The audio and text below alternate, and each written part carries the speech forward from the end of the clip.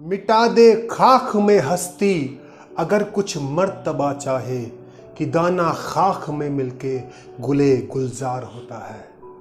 दोस्तों, अगर बड़ी कामयाबी की तमन्ना है तो अपने पुराने वर्जन को अनइंस्टॉल करके नए वर्जन को इंस्टॉल करने का जो पेन है उसको बर्दाश्त करना पड़ेगा, उस प्रोसेस से गुजरना पड़ेगा। एक बहुत ही शानदार और बहुत ही मीनिंगफुल स्टोरी आज आपके साथ शेयर करने जा रहा हूँ। ये स्टोरी है एक राजा की जो बहुत ही बलवान, बहुत ही दयालु और बहुत ही प्रतिष्ठावान राजा है।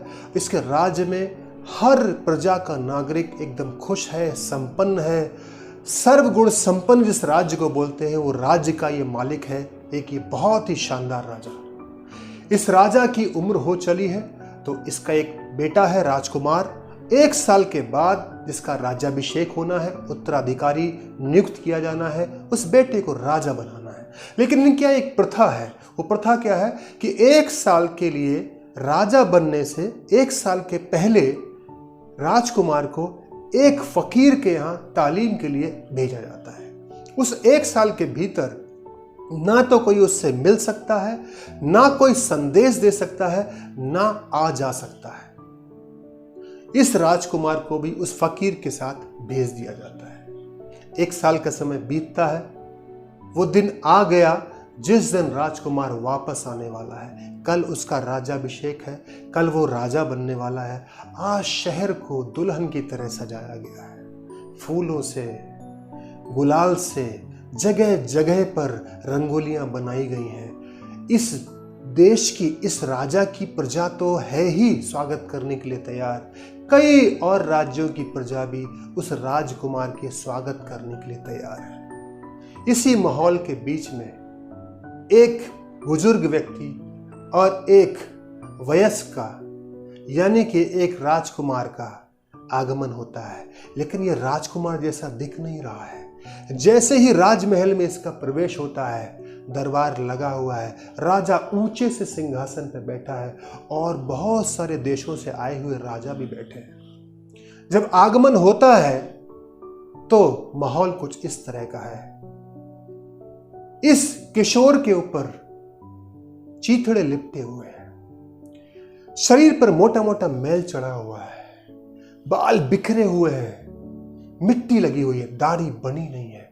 और इस फकीर ने अपना बिस्तर उस राजकुमार के सर पे रखा हुआ है। यह देख के राजा आग बबूला हो जाता है। लेकिन जो विद्वान हैं, मंत्री हैं, वो समझाते हैं कि अभी इसकी तालीम में कुछ वक्त बाकी है, थोड़ा सब्र करो। उस बिस्तर में से इसी दौरान उस फकीर ने एक चाबुक निकाला और राजकुमार के शरीर पर चलाना शुरू कर दिया। मारता जा रहा है, मारता जा रहा है। राजा ये देख रहा है और राजकुमार जमीन पे लोटपोट हो रहा है। राजकुमार के शरीर पर फफोले पड़ जाते हैं और कुछ समय के बाद वो फकीर बोलता है, अब मेरी तालीम पूरी हुई, अब जो आपको पूछना है वो पूछिए। तो राजा बोलता है कि मैंने राजा बनाने के लिए मेरे बेटे को आपके पास भेजा था, ये फकीर बनाने के लिए नहीं भेजा था। उस फकीर ने आंसर दिया कि अपनी तालीम के दौरान पिछले 1 साल के अंदर मैंने वो सारे काम इससे कराए हैं जो एक बेहतरीन राजा बनने के लिए बहुत जरूरी थे। मैंने इससे लकड़ियां तुड़वाई हैं, मैंने इसको जंगल भेजा है, मैंने इससे खाना बनवाया है, मैंने इससे बर्तन साफ कराए हैं, झाड़ू लगवाई है, मैंने इससे मिट्टी की कुटिया बनवाई है, मैंने इससे अपने पैर दबवाए हैं और मैंने इससे अपना मल मूत्र साफ कराया है। आज जो दशा आप देख रहे हैं वो देखिए जरा ध्यान से। राजा के शरीर पर कभी चीथड़े नहीं होते, राजा के शरीर पर कभी मैल नहीं जमता, राजा के बाल कभी खराब नहीं होते, दाढ़ी बड़ी हुई नहीं होती और राजा कभी किसी का बिस्तर नहीं उठाता। वो सारे काम मैंने इससे कराए हैं जो राजा बनने के बाद कभी इसको करने को नहीं मिलते और राजा के शरीर पर कभी कोड़े नहीं चलते। कल को ये राजा बनेगा, इसके सामने प्रजा होगी और प्रजा में बहुत सारी चीजें होंगी और जब प्रजा में वो बहुत सारी चीजें हों, उन अभावों से प्रजा जब गुजर रही हो, तब इसको एहसास हो सके कि जब ऐसा होता है तब कैसा महसूस होता है, तभी ये बेहतरीन राजा बन सकता है।